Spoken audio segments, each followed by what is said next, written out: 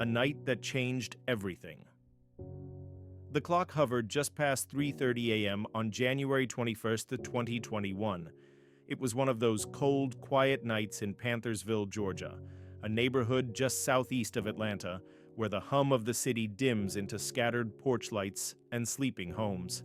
Most of the community was deep in slumber, unaware that a moment was about to unfold that would rip through two families, a city, and eventually, the world. A piercing gunshot cracked the silence, then another, and another. 34-year-old Frederick Rooks III lay face down on the pavement of Deep Shoals Circle, his body riddled with bullets, at least 8 gunshot wounds in his face, leg, and upper body. Paramedics were called, but it was too late. He was pronounced dead at the scene. There was no sign of his killer, but someone had seen something. A neighbor's security camera caught a white BMW SUV speeding away from the cul-de-sac just moments after the gunfire. Police found 10 shell casings scattered near Rook's body. The cold asphalt, still wet with dew, had become a crime scene soaked in tragedy. The investigation moved swiftly, and within hours, detectives began to put the pieces together. The white SUV was registered to a name the world hadn't heard much in recent years, but one that had once made the entire internet dance: Silentó. Real name: Ricky Lamar Hawk. The now 23-year-old artist had risen to overnight fame in 2015 when, at just 17 years old, he released Watch Me, Whip, Nae Nae, a song so infectious it swept across playgrounds, living rooms, and late-night shows like wildfire.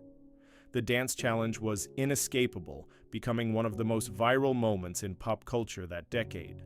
From Ellen DeGeneres to school assemblies, from NBA players to wedding receptions, everyone was doing the whip and the nae nae.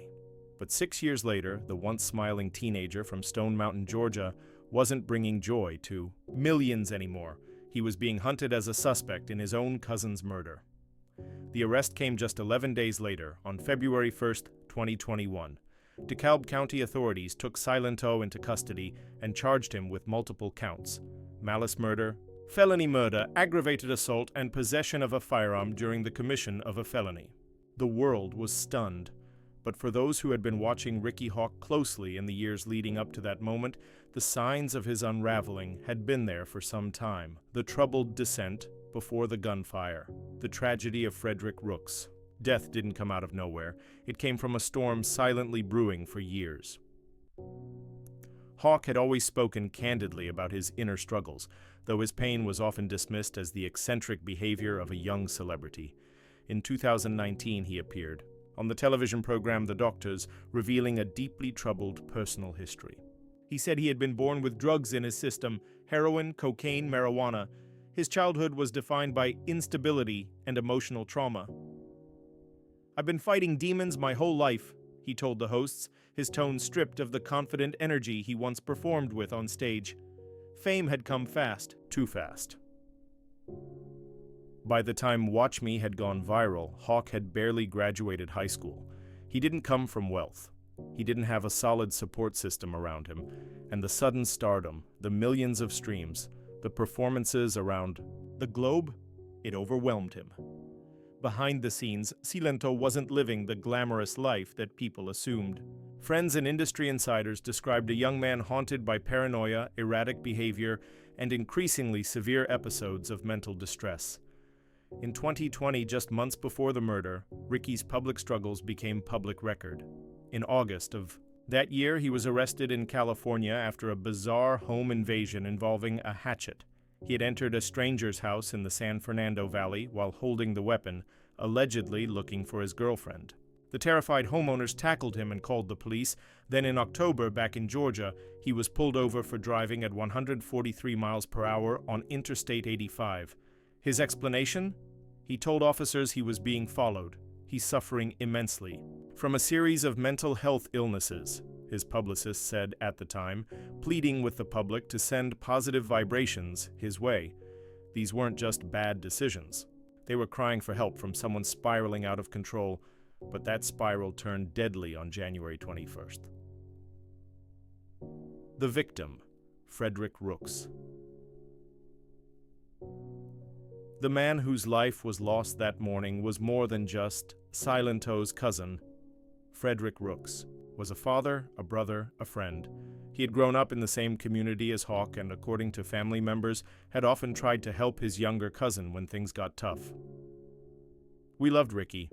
We still do," one of Rook's relatives would later say, "but nothing will ever bring Fred back. He didn't deserve to die like that." Police never publicly revealed the motive behind the killing. Silentó didn't offer one either. Speculation swirled. Some reports suggested an argument had escalated. Beyond control, others believed it was the result of Hawk's increasingly detached mental state. What is known is this: that night, Silentó allegedly tracked Rooks to that quiet street and opened fire. Surveillance footage from multiple homes captured the aftermath. Lights flickering on, a car speeding away, neighbors peeking through blinds in disbelief. 10 bullet casings, 8 wounds, 1 life lost, the arrest and the silence that followed. Day Silentó was arrested, social media erupted. Many couldn't believe it, some refused to, others said it was inevitable. He was denied bond and remained in custody throughout the legal proceedings. For months, the case went quiet. The headlines faded. But behind closed doors, lawyers, psychiatrists, and family members wrestled with the complexity of what had happened and why. The district attorney's office moved forward with charges, preparing to seek the maximum penalty for a killing that seemed so senseless. Yet, even amid the weight of the evidence, one truth kept coming up. Ricky Hawk was not well. His legal team submitted reports outlining his history of mental illness, his erratic behavior, and the events that led up to that night. In a surprising turn, a plea deal was offered. The world watches as the whip Nae Nae star falls. By now, the public had moved on. Silentó was no longer a trending name. But for the Rooks family and the Hawk family, it was a wound that would never truly heal.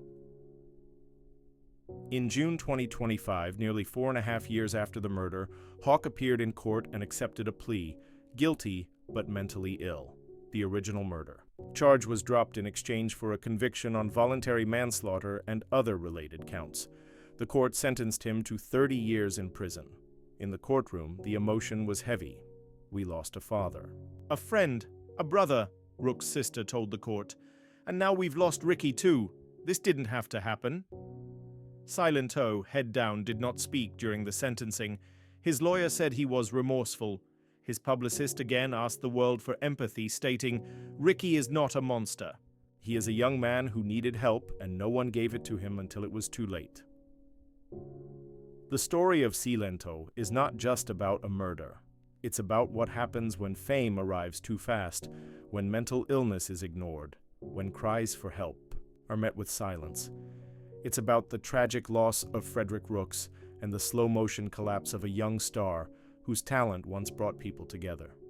But above all, it's a story that asks a haunting question. What if someone had listened before the shots rang out? The meteoric rise of a teen star before the mugshots and the headlines, before the courtroom sobs and the 30-year prison sentence. There was a boy, a skinny kid from Stone Mountain, Georgia, who had something nobody could ignore: rhythm, charisma, and a smile that lit up rooms. His name was Ricky Lamar Hawk. And for one unforgettable year, he was everywhere. Long before tragedy would define him, Ricky was just another teenager trying to be heard in a world that didn't always listen. Born on January 23, 1998, he grew up in a rough patch of DeKalb County, raised mostly by his grandmother.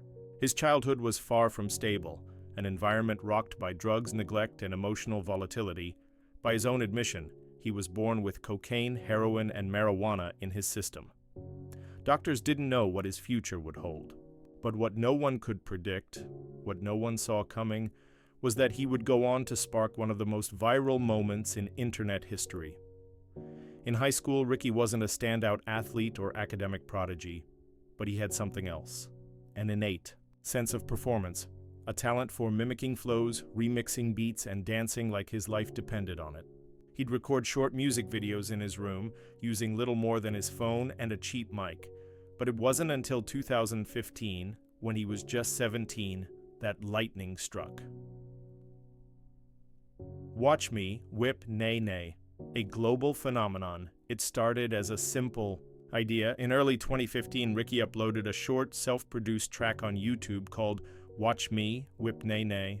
The beat was basic, the lyrics were minimal, but it had something that made it infectious. A bounce, a chant, a call to movement. With shout-outs to viral dances like the whip and the Nae Nae, the song practically begged to be mimicked, and mimicked it was. The video caught fire online. Kids across from America began filming their own dance challenges. Then came the celebrities, Ellen DeGeneres, Chris Brown, Steph Curry. Suddenly, Watch Me wasn't just a song, it was a movement.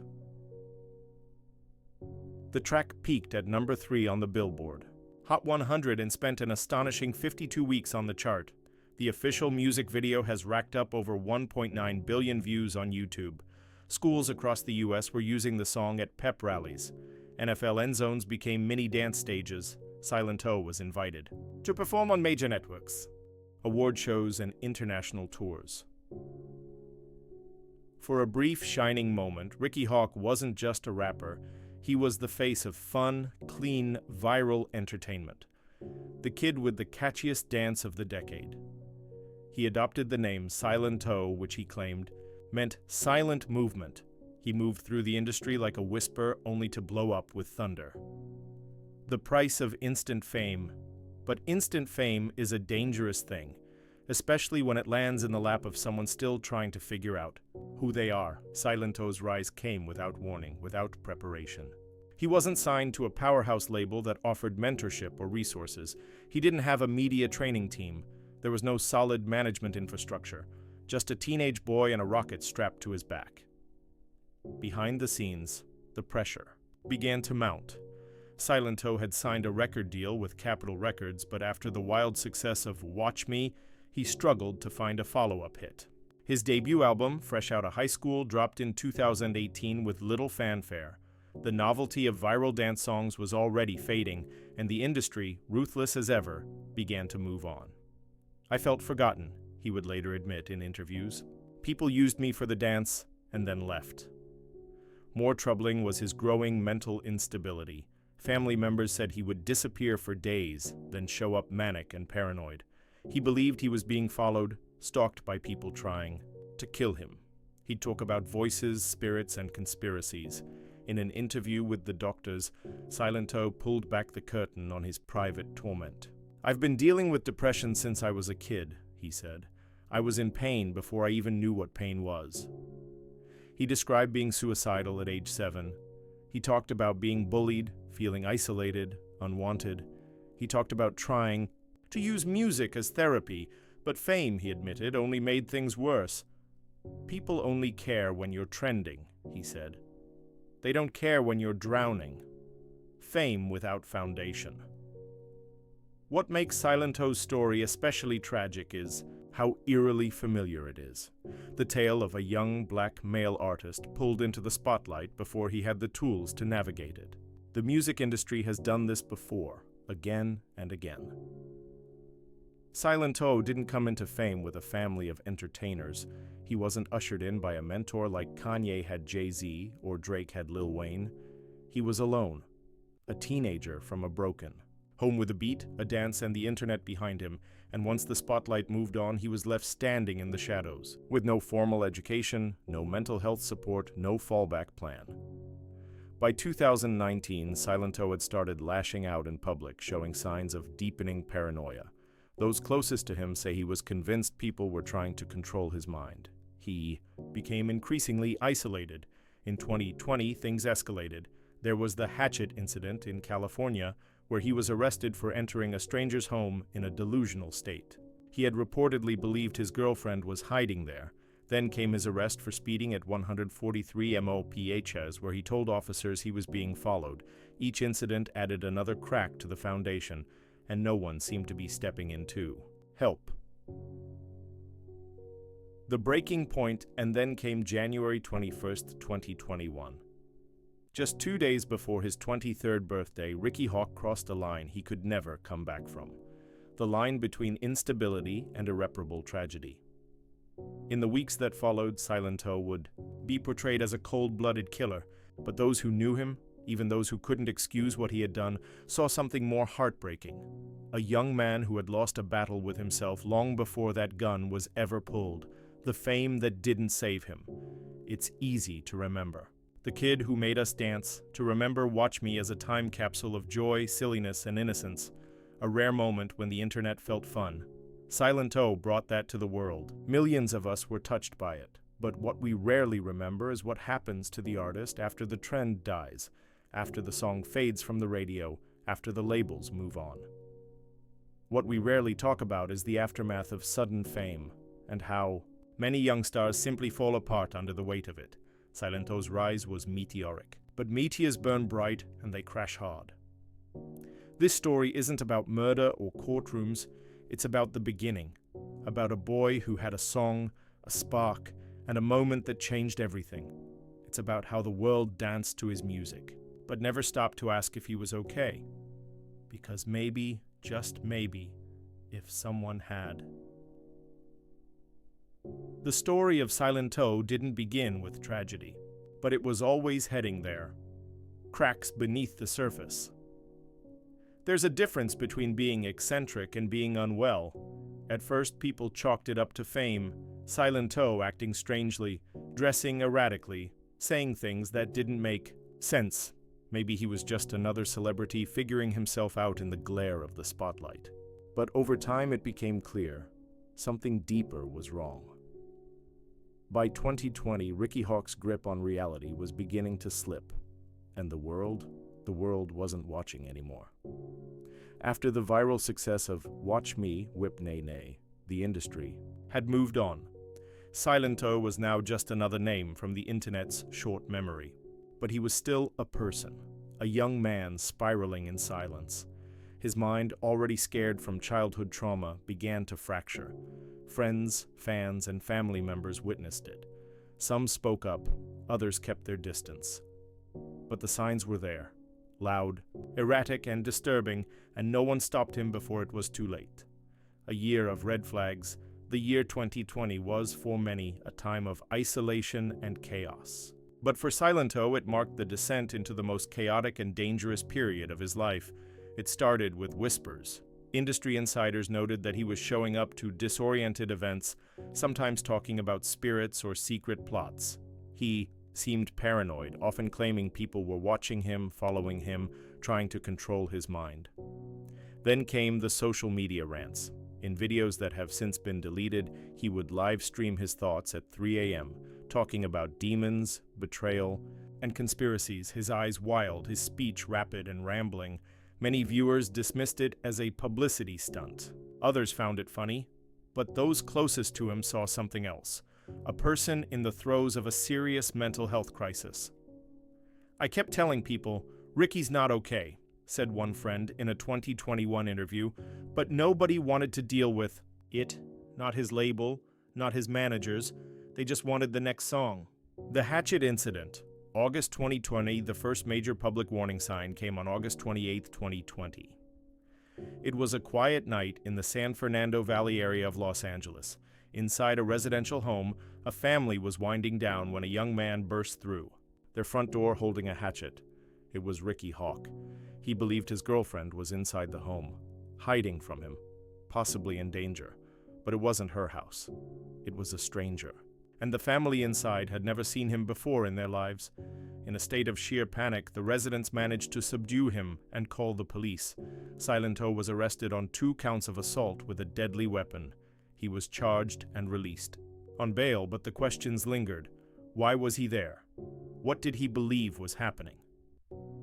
In statements released through his publicist, the incident was described as a result of emotional distress. But behind the scenes, it was one of many. Moments where friends began to worry that Ricky was losing touch with reality. He was having delusions, a family member later said. He thought he was being hunted. He thought people were trying to control him, and he wasn't getting the help he needed. Speeding at 143 mph, October 2020. Just weeks later, in October 2020, Ricky was back in Georgia when another bizarre and dangerous incident occurred. He was pulled over for driving 143 miles per hour on Interstate 85, nearly double the legal limit. When officers approached the vehicle, they were met with a man who looked disheveled and nervous. His excuse? He told them he was being followed. The officer's body cam footage later revealed that Silentó appeared extremely agitated. He insisted that people were tracking him and trying to harm him. He begged the officer to check his phone for evidence. The officer noted in the report that Ricky was paranoid and possibly under the influence or suffering from mental illness, but no arrest was made for mental health evaluation. He was simply issued citations and let go. Another red flag, another moment missed. Mental health confessions on the doctors in a rare and revealing interview. Silentó appeared on the nationally televised show The Doctors in late 2020. Dressed simply, without the glamour of his music persona, he opened up about his pain. He spoke of his childhood, being born addicted to drugs, raised in instability, passed from relative to relative. He described suicidal ideation beginning at age 7. He said music had saved him, if only temporarily, but he also made a harrowing confession. "I've been in pain my whole life," he said. "I'm tired of pretending I'm okay." The hosts, visibly shaken, urged him to seek professional help. Silentó nodded. But the damage was already running too deep. Even with cameras off, those around him described a person unraveling in real time. He'd be up for days, no sleep, talking about demons, a former associate claimed. Then he'd crash, disappear, and reappear angry or scared. He was trying to fight something we couldn't see.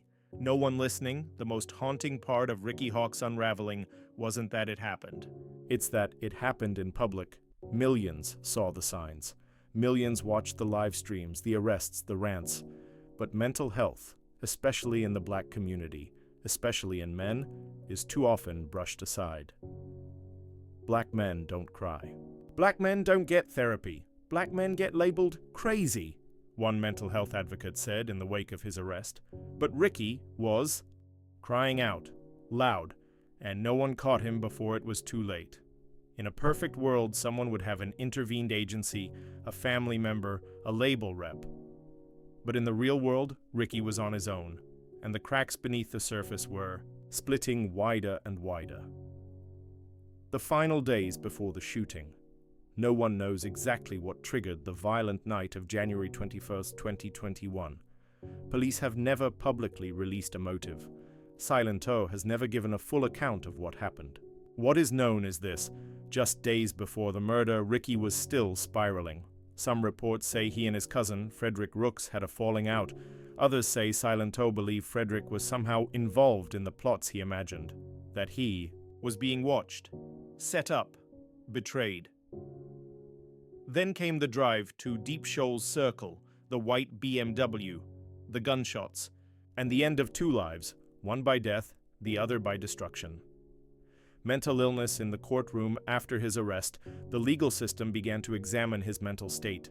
His defense attorneys painted a picture of a man who had battled bipolar disorder, schizophrenia, and untreated trauma for years. Multiple psychiatric evaluations confirmed he suffered from delusions and paranoia. Eventually, these findings would be used to strike a plea deal. In 2025, Silentó pleaded guilty but mentally ill to the killing of Frederick Rooks. In exchange, he avoided a murder conviction but was sentenced to 30 years in prison. The court accepted the plea. But the damage had already been done. This story isn't about a villain. It's about a tragedy, one that built slowly, silently, in the space between warning signs and missed chances. It's about a young man who needed help, who begged for help, and who instead found himself standing over the body of someone he once loved. The cracks beneath the surface were always there, and one by one, they gave way. What happens when a person breaks and no one is there to catch the pieces? The murder and the aftermath, January 21st, 2021. It was a cold, silent night in Panthersville, Georgia, a quiet suburb outside Atlanta where the only sounds were the rustling of trees and the occasional hum of cars passing in the distance. But at 3:30 a.m., that silence was shattered. Gunshots, loud, piercing, final. A man's body slumped to the pavement on Deep Shoals Circle. face down, bleeding, unmoving. His name was Frederick Rooks. He was 34 years old, a cousin, a friend, a son. And in a matter of moments, he was gone, his life stolen in the blink of an eye. Witnesses described hearing 4 to 6 gunshots followed by the roar of a white BMW SUV speeding away into the dark. That SUV, investigators would later confirm, belonged to Ricky Lamar Hawk, better known to the world as Silentó. The boy who once made millions dance had just become a murder suspect. The crime scene. When officers from the DeKalb County Police Department arrived, they found Frederick Rooks lying in the middle of the street. He had been shot multiple times, wounds to the face and leg, blood pooling beneath his body. Shell casings littered the ground. Surveillance footage from nearby homes captured the final moments. A brief argument, a flash of light, a man collapsing, and a white BMW SUV fleeing the scene. Police found 8 bullet casings scattered across the area, evidence of a focused and targeted attack. There were no signs of robbery, no missing belongings. This wasn't random, this was personal.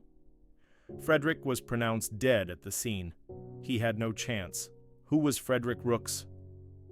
Frederick wasn't famous. He didn't have millions of followers or viral songs, but those who knew him say he had something better, a big heart and a calming presence. He was always the one who'd talk things out, said a family friend. If there was drama, Fred would shut it down. He wasn't about conflict. He was about peace. Frederick and Ricky had known each other their whole lives, raised in the same extended family. They were more than cousins. They were brothers, in many ways. And in the months leading up to the shooting, they had been in contact often. But something had shifted. Silentó had become paranoid, convinced people were out to get him. Some reports suggest he believed Frederick was somehow involved in a conspiracy against him. No evidence of this has ever been confirmed. Just delusion. Just confusion. Just tragedy. The arrest less than 48 hours after the shooting, Ricky Silentó Hawk was arrested by police and charged with the murder of Frederick Rooks. The public's reaction was immediate and stunned. This wasn't just some anonymous suspect. This was Silentó, the viral teen rapper whose music once lit up every school gym and YouTube challenge in the country. Now his mugshot was splashed across news outlets, his face blank, his eyes empty. The arrest affidavit laid out the basics. Silentó had been connected to the crime through eyewitness accounts, security footage, and his own vehicle.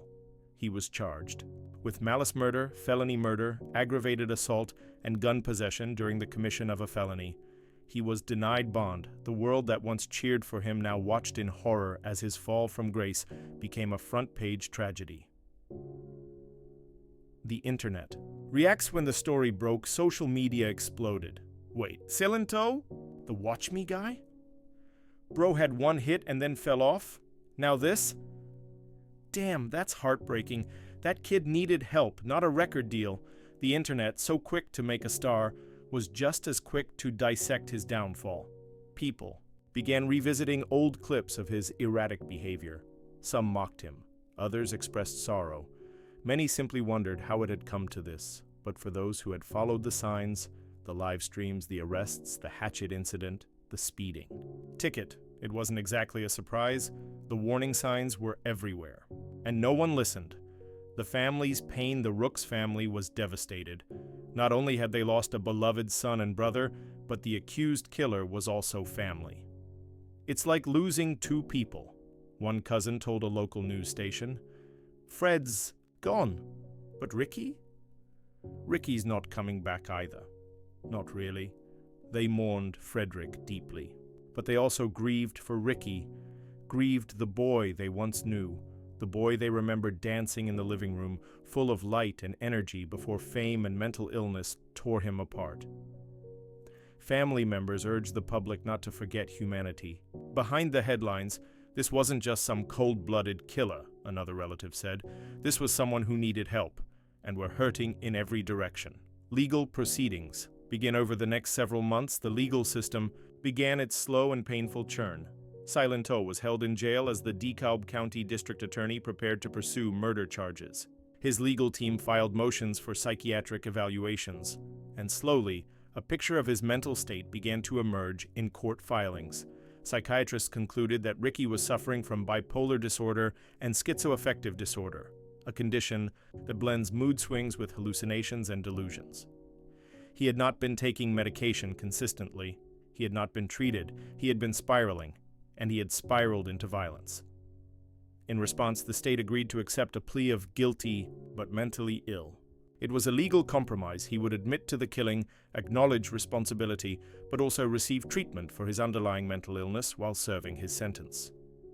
Sentenced to 30 years in June 2025 after more than 4 years behind bars, Ricky Silentó Hawk stood before a judge one final time. He wore a blue prison jumpsuit, his once colorful hair was cut short. His face, gaunt and worn, bore the weight of a life unraveled. He pleaded guilty but mentally ill to the murder of Frederick Rooks.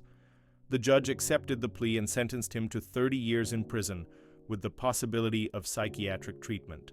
Behind bars, as the gavel came down, the courtroom fell into silence. The boy who had once danced across global stages would now serve the prime years of his life behind concrete walls and steel bars. Trial by media. The story, the headlines. Didn't tell by. The time the cuffs were slapped on Ricky Silentó Hawk, the world had already decided who he was. A murderer, a one-hit wonder gone mad. A cautionary tale, the news cycle wasted no time in framing the story. Rapper of viral hit Watch Me charged with murder. It was snappy, digestible, clickable, and like so many stories about young black men in trouble, it flattened everything into a headline. No nuance, no background, no humanity, just a sensational rise and an even more explosive fall. But behind the mugshots and memes, behind the viral tweets and late-night jokes, a more painful, complex reality sat largely ignored. This was not just a crime story. This was a mental health crisis that ended in tragedy, and if we had been listening, not just watching, it might have ended differently. From viral fame to infamous shame, the first wave of headlines hit hard and fast. Silentó charged with murder. After shooting his cousin, one-hit wonder now facing 30 years to life. Whip Nae Nae, then murder. Cable news ran B-roll of him dancing. YouTube creators made reaction videos. Twitter cracked jokes and shared memes, some mocking his fall from grace, others expressing disbelief that the Nae Nae guy could be capable of killing anyone. It was the perfect recipe for media frenzy.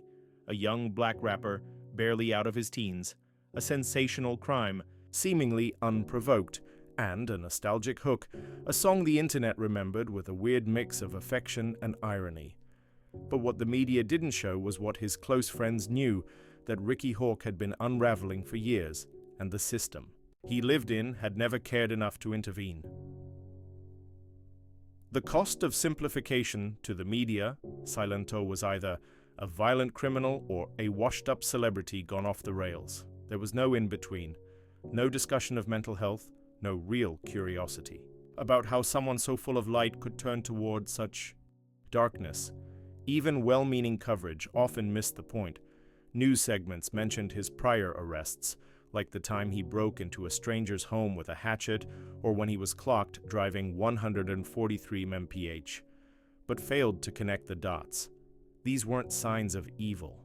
They were symptoms of a young man screaming for help in a language no one took seriously.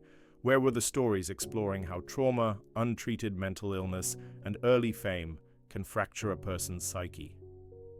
Where was the conversation about what happens when the music fades but the pressure remains? It wasn't a headline, so it didn't make it. Mental illness and the black community.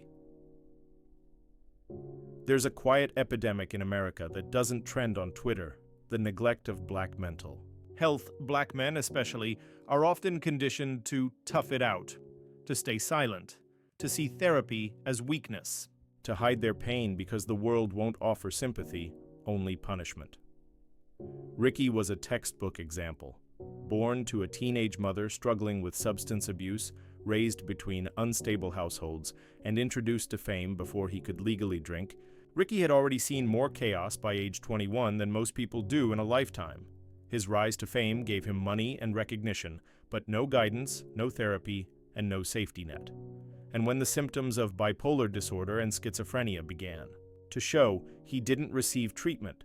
He got judged, ignored, arrested. Mental health professionals would later confirm what his family had long suspected. He was delusional, paranoid, and severely unwell in the months leading up to the shooting. But to the media, that was background noise, the memification of pain in the court of public opinion. Nuance rarely wins. As soon as the news of the murder broke, Silentó's name became a punchline. TikTok users mocked his arrest, remixing "Watch Me, Whip Nae Nae" with footage of crime scenes and mugshots. Late-night comedians made jokes about him dancing his way to a life sentence. Even fellow artists threw shade on social media. But what few seemed to grasp or care about was this. Ricky Hawk wasn't a villain. He was a victim, too. Victim of neglect, of a system that profits from black entertainers but abandons them when they need help. Of an industry that rewards youth and chaos but punishes vulnerability. "People laughed when he talked about spirits and demons," said one former friend. But those were symptoms. That was his illness talking. And no one took it seriously until someone died. The music industry's silence. Perhaps most telling was how quiet the music industry remained, the same industry that had capitalized on Ricky's dance anthem, that had pushed him into the spotlight and monetized his every move, now turned its back. No statements, no outreach, no accountability. In the years leading to the crime, Ricky had shown every sign of needing intervention. Erratic behavior at public events, paranoia and grandiosity on social media. Multiple arrests tied to mental instability. Yet, no record label or management team stepped in meaningfully, and when did the worst happen? Silence. One entertainment lawyer put it plainly: the industry exploits young talent until they break. When they do, it washes its hands of them. It's not just Silentó, it's a pattern. The trial that wasn't, because Ricky accepted a plea. Deal, the case never went to full trial. There was no cross-examination, no testimonies. No public unpacking of the events that led to Frederick Rooks's death. The plea of guilty but mentally ill allowed the court to sidestep a messy and potentially devastating trial. It also allowed the media to close the book without asking uncomfortable questions, but those questions remain. Could this murder have been prevented with proper mental health care? Why are our criminal courts still the primary response to mental illness? How do we protect rising stars from collapsing under the weight of sudden fame?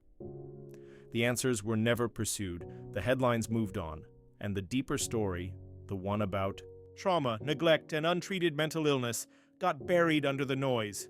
A different kind of justice? Not everyone believes prison was the right place for Ricky. Mental health advocates argue that a psychiatric facility would have better served both justice and healing, but the American legal system rarely makes that distinction, especially not for black men.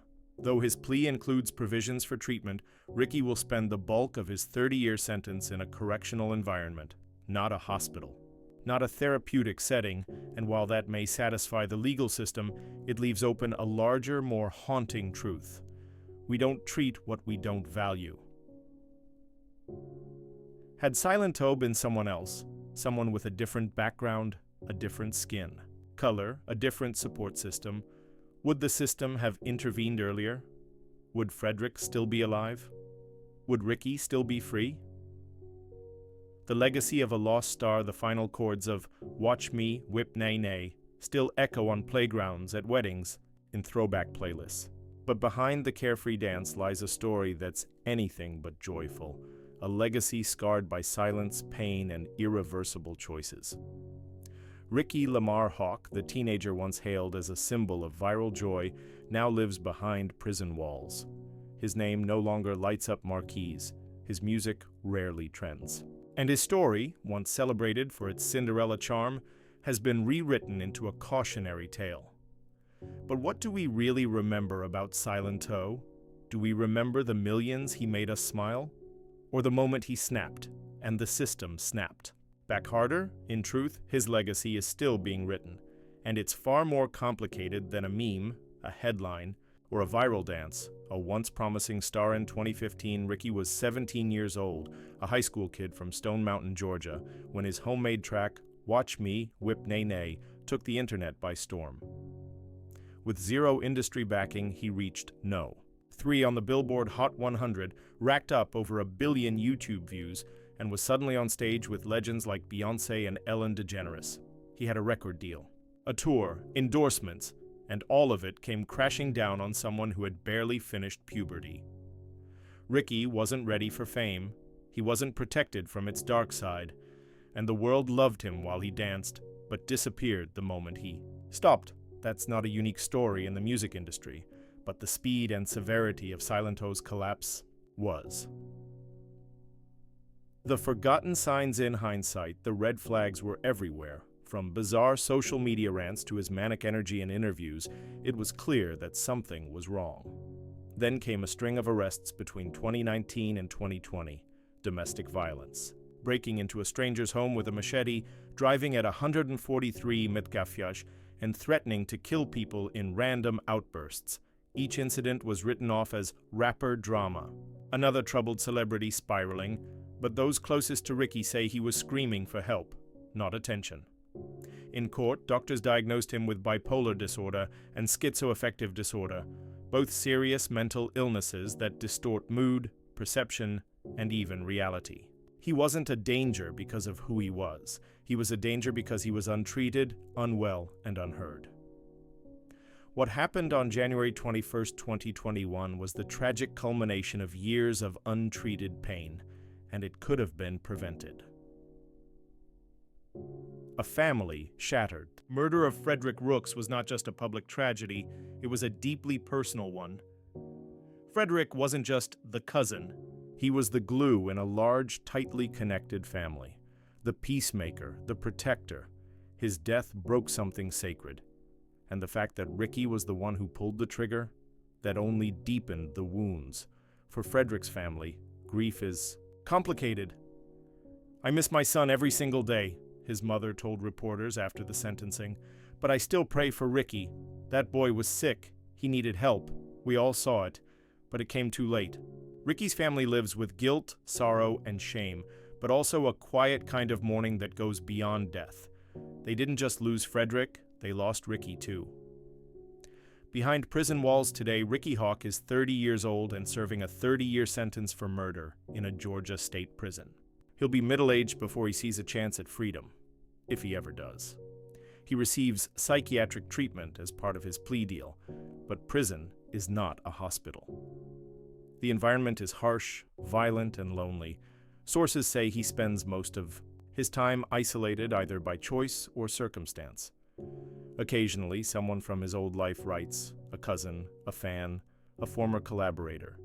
But the letters are fewer now, the silence louder. For a young man who once lived for applause, solitude has become his new normal. The industry that failed him. Ricky's downfall shines a harsh light on the music industry. It thrives on youth, chaos, and virality, but rarely provides structure, therapy, or long-term support. Record labels pour millions into marketing campaigns, but often ignore the mental well-being of the artists they profit from. A&R reps are trained to scout the next big thing, but who's trained to spot a breakdown waiting to happen? At the height of his fame, Ricky was surrounded by executives, publicists, and handlers, but not one therapist, not one intervention, not one meaningful effort to say, "Hey, are you okay?" When he cracked under the pressure, they vanished. When he killed someone, they said nothing. The system worked exactly how it was built to. Disposable talent, fast profits, no responsibility. A legacy we can still shape. So what is Silentó's legacy? Is it just a viral song that became a tragic footnote? Or is it a wake-up call for how we treat our celebrities, our mentally ill, and our young black men? The truth is that Ricky's story isn't just his. It belongs to all of us. To the schools that failed to recognize his early trauma. To the labels that cashed in on his image. To the justice system that punishes mental illness instead of treating it. And to the media and public who mocked his symptoms and called it entertainment. If we're honest, we failed him long before he failed anyone else. Lessons in the silence. There's something deeply haunting about how Silentó's story ends, not with a bang, but with silence. No major tribute. No rehabilitation story, no Netflix docuseries, just a name, a dance, and a tragedy people half remember. But silence doesn't have to be the end. We can speak louder about the need for mental health support in the music industry, the systemic. Failures that lead to preventable tragedies. The importance of seeing young black men as vulnerable, not just viral. We can build structures that don't just make stars, but help them stay human. Redemption? Is there still a path to redemption for Ricky Hawk? Some believe so, if he continues to receive treatment, if he chooses to use his story to educate others, and if society finally begins to see people like him as more than the worst thing they've done, there's a sliver of hope. Because Ricky wasn't a killer by design.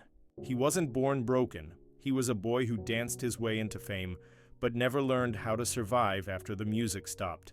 And maybe, just maybe, that's the legacy he'll leave behind. Not just the Nae Nae, but the lesson that some people cry for help in ways we're too distracted to hear. Closing thought. This is the end of this story. Not just about a murder, not just about a viral song, but about a human being, flawed, forgotten, and failed, who never had the chance to grow up before everything crashed. We danced with him, we laughed at him, we judged him, and in the end, we lost him. But his story doesn't have to be a tragedy alone.